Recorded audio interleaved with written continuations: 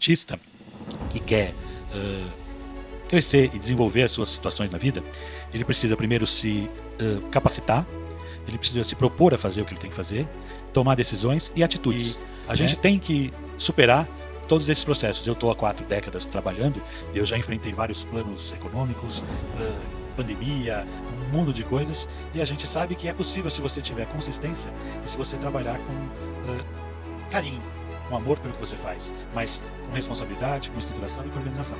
Os métodos hoje são diferentes, a forma de abordagem da odontologia hoje é diferente de quando eu comecei há 40 anos atrás. E a odontologia hoje tem essa parte do digital e tem a parte da gestão que tem que ser bem estruturada.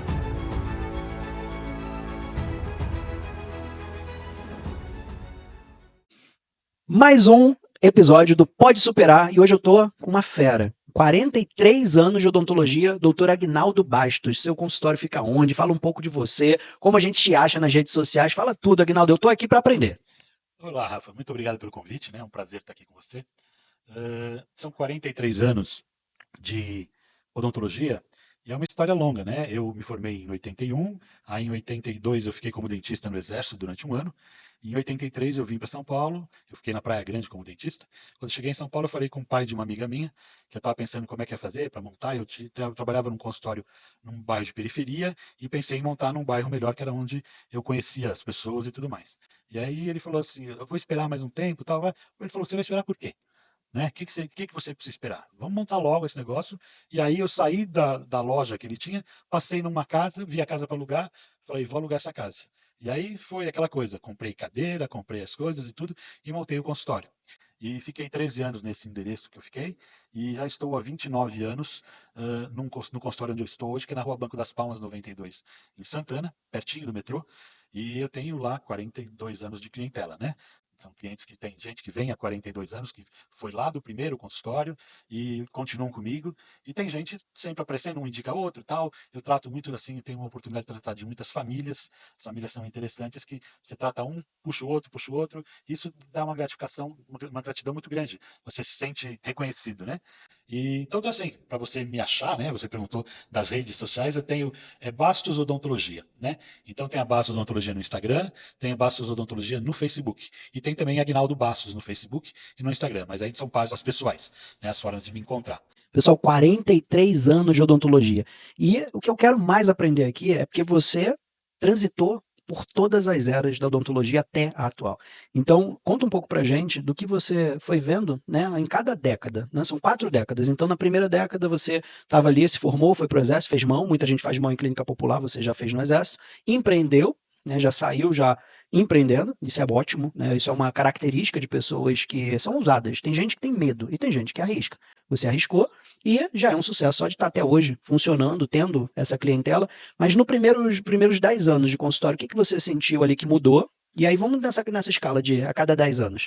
Então, os primeiros 10 anos foram de consolidação da minha carreira, né? Eu fiz o estágio na USP, no Departamento de Materiais Dentários, fiquei na Fundação para o Desenvolvimento Científico e Tecnológico da Odontologia, Fundecto, que existe até hoje. Eu estagiei lá durante um tempo, a gente fazia pesquisa com materiais e tal, e fui me consolidando. Aí surgiu a ortopedia funcional na minha vida, e eu fui fazer cursos de ortopedia e fiz uma pós-graduação em ortopedia funcional. Nesses primeiros 10 anos foi bem a coisa de consolidar, e nessa época não existiam convênios, né? Os convênios existiam, mas eles eram assim, engatinhando, e eles não ofereciam ortodontia. Então, ortodontia e ortopedia a gente andava de braçada porque não tinha. E foi uma fase muito boa na minha carreira, onde eu atendia vários pacientes, tinha muito paciente em tratamento, e não tinha essa concorrência do convênio, né? Aí esses primeiros 10 anos foi assim, e eu um dia resolvi que eu não ia mais fazer clínica. Aí eu falei assim, vou trazer um dentista para trabalhar comigo. Aí essa dentista, trouxe uma dentista e falei para um paciente, ó, esse tratamento que eu estou fazendo agora vai ser o último e eu não vou mais continuar atendendo, que eu vou fazer só aparelho. Falei, se for para trocar de dentista, eu vou perto da minha casa, não vou ficar vindo aqui não. Falei, tá bom, então você continua atendendo. E esse cara eu continuei atendendo durante 35 anos, até que infelizmente ele veio a falecer, mas antes dele falecer, ele tinha feito um trabalho, fez um implante comigo e tudo, e foi um cara que eu fui até no hospital visitá-lo e agradecer a ele, porque se eu tivesse saído da clínica e tivesse me metido na ortodontia, eu não teria ficado tão bem quanto eu fiquei nesse processo, né? Então, os primeiros 10 anos foram assim, de consolidação nesse sentido, e eu tive uma conduta de nunca aceitar trabalhar por convênio. né?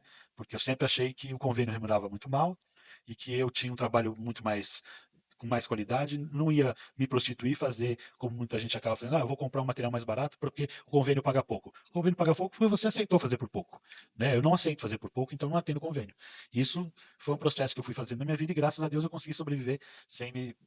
Então, na primeira década ali, a entrada dos planos, você optando por não entrar, porque você já teve uma visão de que aquilo ia estragar o mercado, ia começar, né? A mercantilização ela já iria puxar os preços para baixo. Você surfou, então, numa onda híbrida entre o ortodontia e o clínico.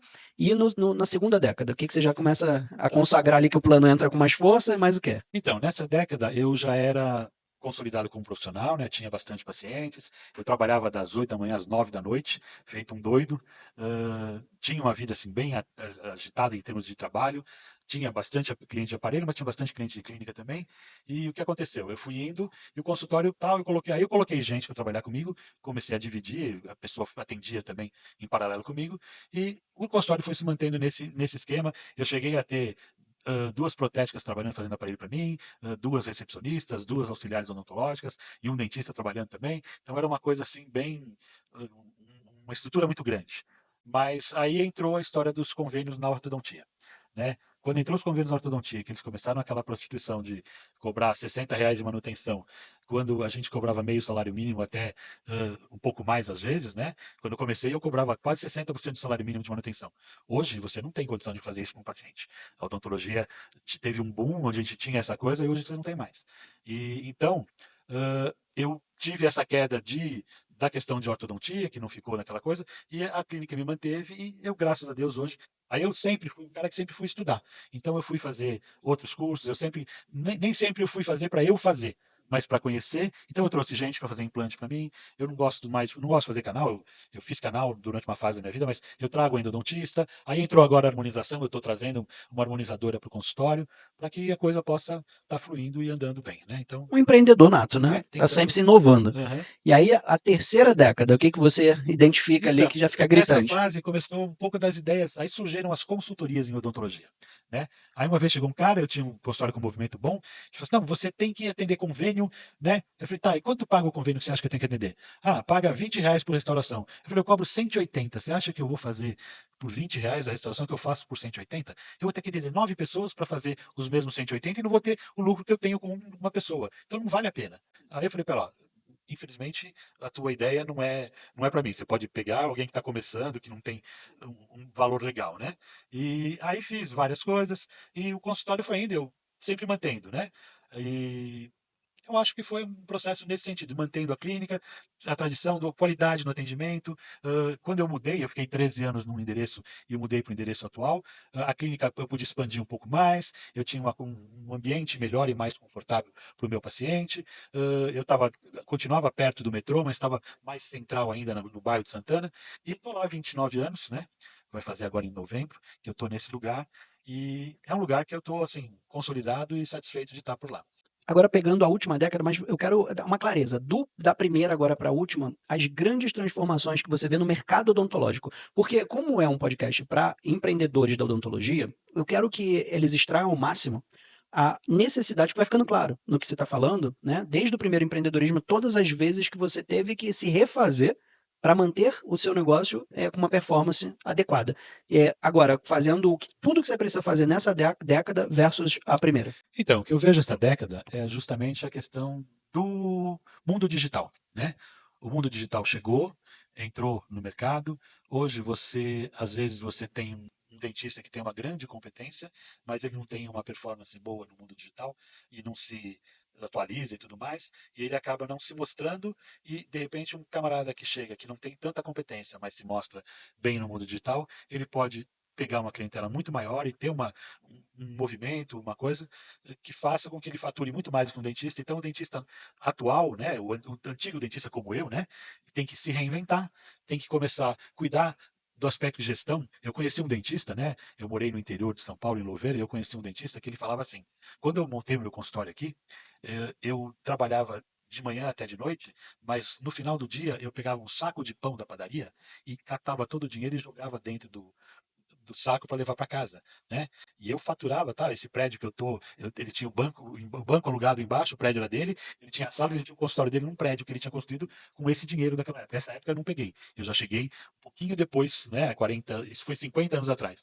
Então, hoje não. Hoje o dentista tem que ter um processo de gestão, ele tem que pensar em termos de empresa. A gente não pode simplesmente mais ficar só fazendo a obturaçãozinha e o aparelhinho e a prótesezinha. Você tem que realmente entender, você tem que entender de custos, você tem que entender de processos, você tem que fazer otimização da sua produtividade, você tem que fazer a precificação, né, como você ensina a gente. A gente tem o processo da precificação para poder ver e realmente saber se está valendo a pena você investir num ou outro segmento que você vai prestar de serviço, porque muitas vezes você pensa que vai fazer um implante e tem um baita lucro, mas o valor é alto, mas a lucratividade dele é menor do que você fazer um bom tratamento de profilaxia. Né? Uma profilaxia te dá muito mais lucratividade do que um implante. E se a pessoa fica focada, não, tudo bem, a gente pode ser um nicho nesse sentido, mas você tem que ter consciência do que realmente vale a pena para você. E eu acho que assim, hoje, se você não tiver essa postura de você fazer gestão, de você estruturar e organizar, você não consegue chegar lá. E eu estou aqui tentando isso, né? Estou tentando trabalhando nesse sentido para que eu possa melhorar e otimizar, porque o meu sonho agora é transformar a minha clínica, que depende fundamentalmente da minha atuação, numa clínica que eu possa multiplicar com outros profissionais fazendo atendimento e eu gerindo isso, e que eu possa transformar essa clínica na minha aposentadoria. Então, esse é meu sonho grande. Meu sonho grande é que a clínica seja o meu pé de meia do futuro. Né? Que eu faça com que ela funcione, eu crie estruturas para que tudo corra bem, e eu fazendo uma boa gestão e tendo bons métodos e bons protocolos disso tudo funcionando, eu tenho certeza que eu posso depois cobrar e colocar gente para fazer esse controle e eu só supervisionar, como você contou para mim agora há pouco, da senhora lá do bondinho do Pão de Açúcar, né? Dona Maria, né? Eu acho que assim, eu conheço gente que tem idade, que tem as suas gestões e tudo mais, eu acho que meu futuro é esse agora. Eu quero continuar trabalhando, A tua mãe, né? eu gosto do que eu faço, né? A minha mãe fez é uma coisa um pouco diferente, que minha mãe não é empreendedora, né? Assim, na acessão da palavra, porque o trabalho dela é um trabalho de doação. Ela vai lá como voluntária, ela não tem rendimento, ela vai todo dia trabalhar e, sabe, a única coisa que ela tem de mordomia é que levam ela para trabalhar e trazem em casa. E ela almoça lá na associação. Mas é uma coisa assim, mas ela se doa e ela tem o prazer de estar lá. Agora, eu quero que a minha clínica no futuro eu possa passar lá e ver ela funcionando, rodando, as pessoas satisfeitas com o trabalho que eu deixei de protocolos adequados, porque eu acredito assim, eu quero trazer dentista para trabalhar comigo, mas que faça um padrão de trabalho como o que eu ofereço. Porque eu não quero fazer uma odontologia como alguns lugares fazem hoje em dia, que é aquela coisa, uh, vamos fazer de Não quer passeada, perder a qualidade. perder qualidade. Não quero perder qualidade, eu quero manter um padrão decente, para que a clínica seja reconhecida como a clínica que foi do Dr. Aguinaldo e continua tendo esse padrão de atendimento. É uma clínica de alto fluxo, né? As pessoas hoje elas estão realmente, a gente está vivendo uma era não só na odontologia, mas em todos os produtos eles estão baixando qualidade.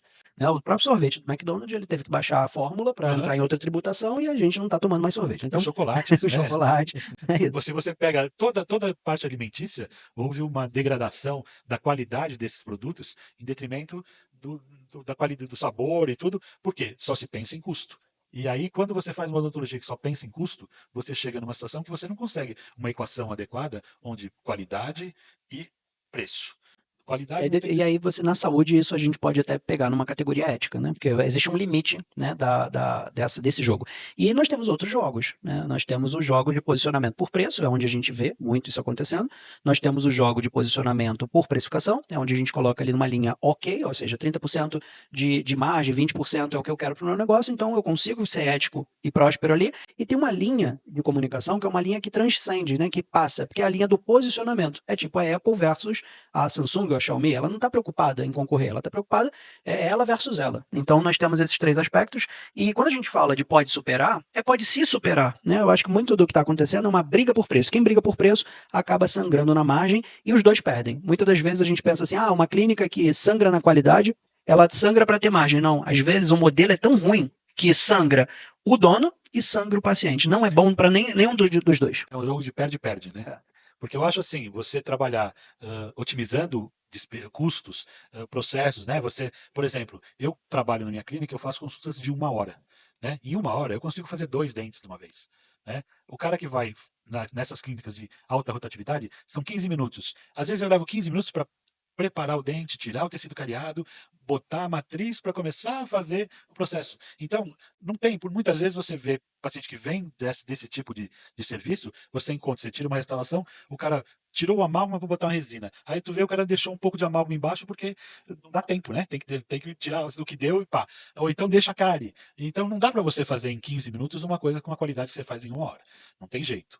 Mesmo que seja o mesmo, usar o mesmo material. Ah, não, a clínica X usa material bom. Usa material bom, mas dá 15 minutos para um dentista fazer. Às vezes o paciente nem anestesia pega em 15 minutos. Às vezes o paciente precisa de 5, 10 minutos para pegar a anestesia. Você vai ter mais 5 para terminar? Como é que você vai fazer uma instalação decente? Tem um cálculo que eu costumo dizer o seguinte: é CAC versus LTV. CAC é o custo de aquisição de um cliente. E o LTV é o tempo de permanência desse cliente comprando de você.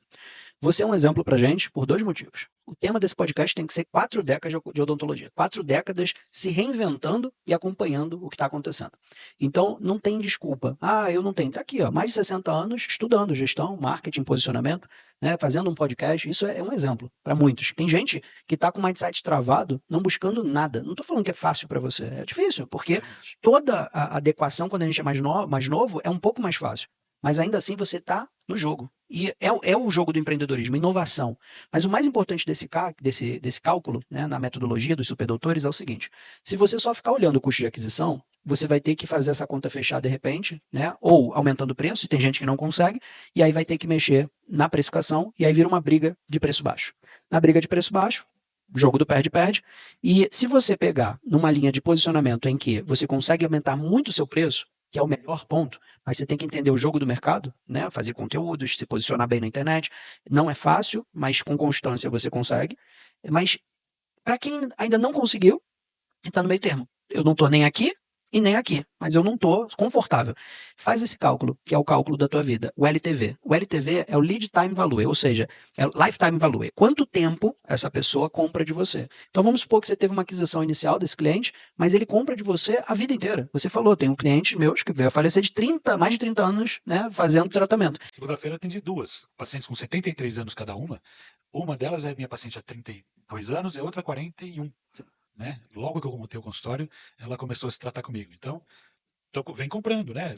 Sabe? É uma coisa que você tem essa fidelidade, né, do paciente que recompra e que recompra e que recomenda e recomenda é de valor inestimável. Não tem.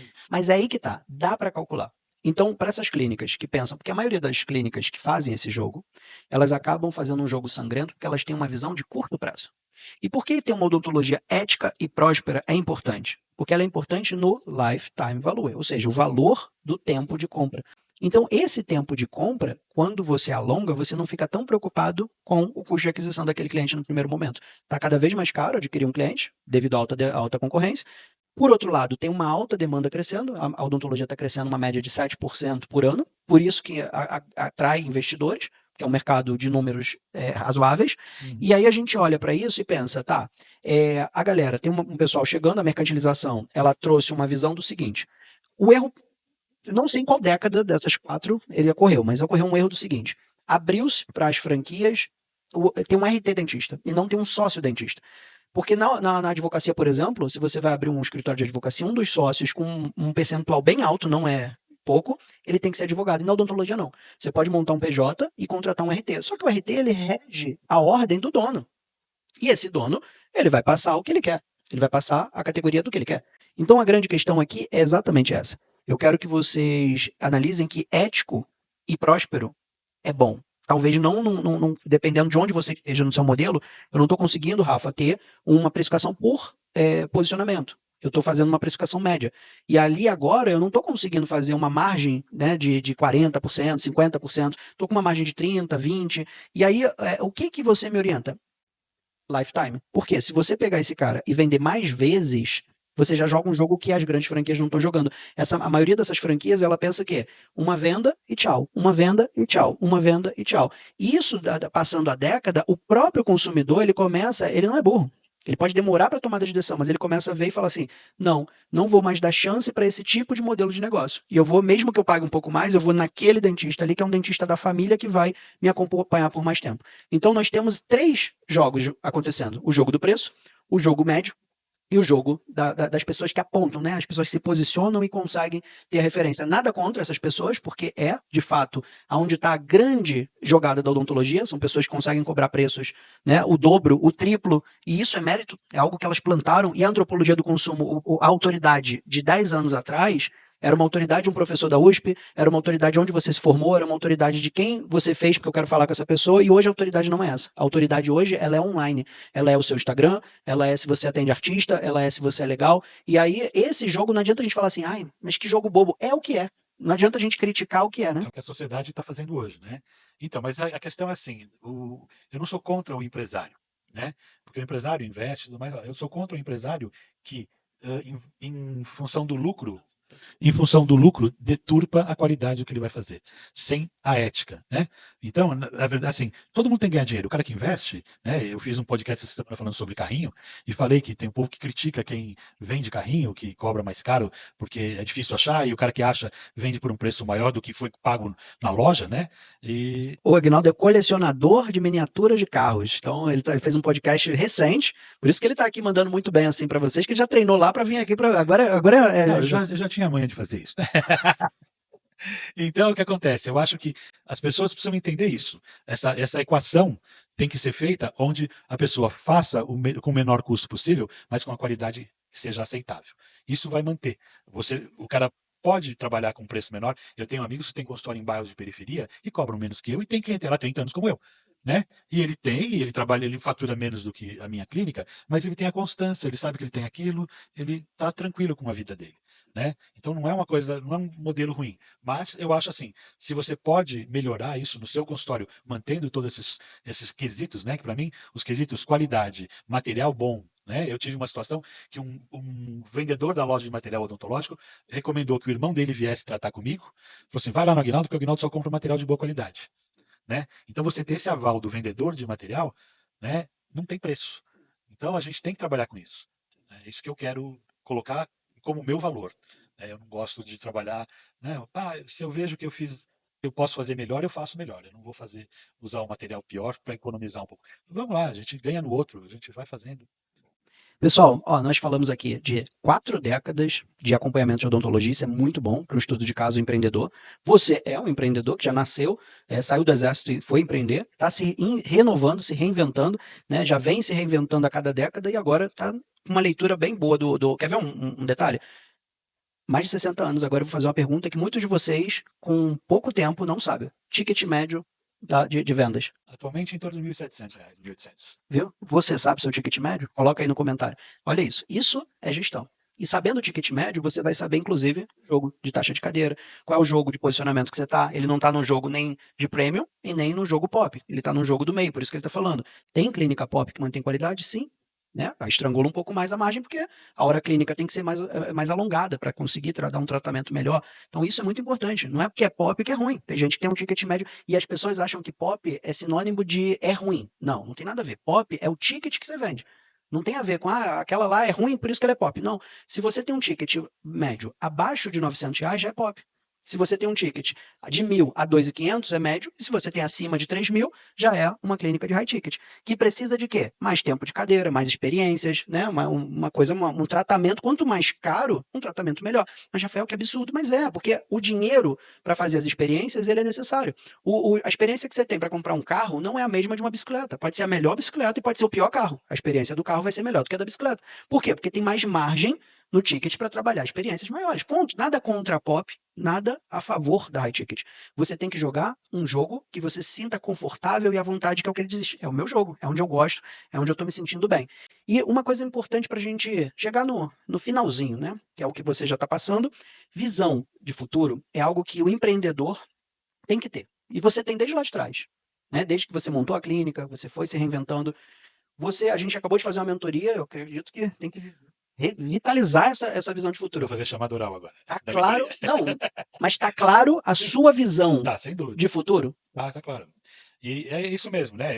Eu procurei o trabalho com vocês porque eu realmente vi que eu tenho que fazer isso se eu quiser chegar num momento em que eu possa fazer minha clínica ser a minha aposentadoria sem que eu precise ficar lá, né? Como eu fiz um curso há uns anos atrás de um MBA, ele falava assim: você não tem que ser apertador de parafuso, Você tem que controlar quem aperta o parafuso, né? Você pode até apertar de vez em quando, e eu quero continuar apertando porque eu gosto, né? Então eu quero continuar fazendo uma restauração, continuar fazendo uma faceta, continuar fazendo um tratamento com alinhadores, eu quero continuar fazendo um aparelho, uma criança que está em fase de crescimento, usar uma ortopedia funcional, eu quero ter isso como prazer que eu tenho do que eu gosto. Eu não faço só pelo dinheiro, eu faço porque eu gosto do que eu estou fazendo. Mas eu não quero ter que fazer isso 24 horas por dia para eu poder sobreviver. Eu quero fazer isso só por prazer, onde eu possa ter a minha clínica bem gerida, me trazendo essa fonte de renda. Então, esse é o meu mote daqui para frente. E já sabe cada passo que tem que dar Aham. e sai com um plano minucioso. Isso que eu quero que vocês entendam. O mais importante do empresário é a visão. E o que separa, eu falo sempre essa frase e vou continuar falando para vocês, o que separa um louco de uma pessoa de sucesso é o resultado. Quando ela tem resultado, quando você fala assim, fala assim, tadinho, ele não vai. Tem muita gente que não consegue e fala assim, ele também não vai conseguir. E aí, quando você consegue, opa, sucesso. Sucesso é suceder. Tem gente que não gosta de gente com sucesso porque ele conseguiu algo que a maioria não consegue. Então, o sucesso é bonito por isso. O tema do pode superar é exatamente de sucesso é para todos, mas somente poucos vão conseguir pagar o preço de chegar lá. E materialização de sonhos é exatamente começa numa linha de visão, sai com uma lista, executa, melhora e aí começa a ganhar forma. E aí, depois de um certo período, você vai olhando, olha para trás e pensa: caramba, era uma ideia, já que está ganhando forma, e agora aconteceu. E para a gente fazer, a gente precisa de ajuda. Ajuda, muitas das vezes, não é uma ajuda somente técnica, né? No quesito de estar aqui a lista, toma, é uma ajuda muitas das vezes até da energia, da frequência e das nossas emoções. Então é ativar isso. Vamos ativar essa visão, né? Essa fome daquele garoto, e agora que foi maturando e chegou nesse momento, se reinventar e ser um exemplo, porque são 4 décadas de odontologia se reinventando e continua jogando o jogo do empreendedorismo. Empreendedorismo. E Parabéns. acreditando, né? Porque Parabéns. não são só 4 décadas que. Tem momentos, acho que qualquer pessoa já passou na vida, de que você desiste, que você fala, puta, mas o que eu vou fazer agora, né? Puxa vida, é difícil e tal. Mas acreditar que sempre é possível. Então, eu. Né, às vezes a minha filha fala assim, pai, você é muito otimista, né? Eu sou mesmo, né? Eu faço o jogo do otimista. Eu nunca penso que não vai dar certo. Sempre que eu faço uma análise de uma realidade que eu pretendo colocar em prática, eu fico pensando no que pode dar certo, como é que vai ser, eu vejo as vantagens daquilo acontecer. Então eu mentalizo aquilo acontecendo positivamente. Eu sei que pode dar errado, mas se eu tiver a visão do que vai dar certo, eu acredito que eu tenho mais força e mais capacidade de realizar. Ao invés de, o empreendedor, ao invés de olhar o copo meio vazio, ele olha o copo meio cheio. Meio cheio, exatamente. Agnaldo, agora, para fechar, te agradecer muito, porque é uma honra, né? Eu acho que é uma prova viva, gente. Quando a gente fala sobre a antropologia do consumo, né, a história da odontologia, a gente sempre traz, né, como era antes, um cavalete, indicações, você tinha ali a cidade inteira para você atender, e depois começa a mudar. E o que cada dentista teve que se reinventar? Esse podcast é exatamente sobre a antropologia e a história da mercantilização da odontologia. E já dá um apontamento do que vai acontecer nos próximos 10 anos. Se você analisar o passado, você já consegue ver uma projeção de para onde estamos indo. E volto a dizer, o dentista é muito resistente, mindset muito fixo. Ele sempre critica o futuro, mas o futuro, ele vai vir, você gostando dele ou não. Ele vai chegar. Então, o Agnaldo, ele é uma história viva. Agnaldo, agora eu quero que você olhe para a câmera e fale para eles assim, exatamente o nosso tema, pode superar. E para você, para a classe odontológica, o cara que está assistindo, que ele está desiludido com a odontologia, que ele está triste, já está cansado de tomar porrada, é tributação que entrou esse ano, é um monte dessa política doida, para ele parar de reclamar e olhar esse copo meio cheio, fala ali para eles 1 minuto assim, para, sabe, para dar um levante. Eu na verdade vou falar para eles e para mim, né? Porque a gente sempre tem que acreditar na possibilidade de as coisas acontecerem. Então, eu acho que o dentista que quer crescer e desenvolver as suas situações na vida, ele precisa primeiro se capacitar, ele precisa se propor a fazer o que ele tem que fazer, tomar decisões e atitudes, né? E a gente tem que superar todos esses processos. Eu estou há 4 décadas trabalhando e eu já enfrentei vários planos econômicos, pandemia, um mundo de coisas, e a gente sabe que é possível se você tiver consistência e se você trabalhar com carinho, com amor pelo que você faz, mas com responsabilidade, com estruturação e com organização. Porque isso é o que me ajudou a estar aqui um pouco, uma falta dela faz com que eu tenha sempre que procurar melhorar isso. Então, os métodos hoje são diferentes, a forma de abordagem da odontologia hoje é diferente de quando eu comecei há 40 anos atrás. Era o vizinho que ia batia papo, não sei o quê. Eu tive uma época que os aparelhos vinham das mães que ficavam na porta da escola para receber, para pegar os filhos. Então elas iam lá, ficavam batendo papo. Ah, seu filho está fazendo aparelho? É, onde é? Lá no Hinaldo. Aí indicavam. Hoje a mãe passa, tem um caminho para passar com o carro dentro da escola, a criança pula do carro e a mãe sai e vai embora. A mãe não para mais para conversar. Então esse boca a boca que eu tinha nas escolas se acabou. Então hoje você tem. Aí, como é que apareceu outro dia? Grupo de mães no WhatsApp. A mãe. Ah, preciso de um dentista. Apareceu uma mulher lá que foi indicada no grupo de mães do WhatsApp. Então você tem que estar preparado para isso. E a odontologia hoje tem essa parte do digital e tem a parte da gestão que tem que ser bem estruturada. Agnaldo, muito obrigado. Mais um episódio do Pode Superar, histórias que motivam. É um motivo para você ir além, acreditar e estar aqui. Foi um prazer enorme. Foi, olha, um presente para você acompanhar o que passou, o que está acontecendo e o que virá. Com um exemplo desse aqui, você tem que levantar a bunda do sofá e estudar gestão, trabalhar, posicionar e se mover, inovar. Eu acho que a palavra-chave aqui é a inovação. E chega de desculpa, né? Qual a sua desculpa? Minha desculpa é, muitas vezes, eu falar, eu estou cansado, não aguento mais, e isso eu tenho que tirar da minha vida. Eu tenho que falar, não, eu tenho que botar, arregaçar as mangas, né, e trabalhar para conseguir conquistar o que eu preciso. Eu quero a minha aposentadoria da minha clínica e eu sei que eu vou conseguir chegar nesse ponto. Obrigado, Aguinaldo. Obrigado mesmo. Até a próxima. Você vai vir aqui para contar essa história, hein? Tá bom. Muito obrigado pela sua audiência e até o próximo.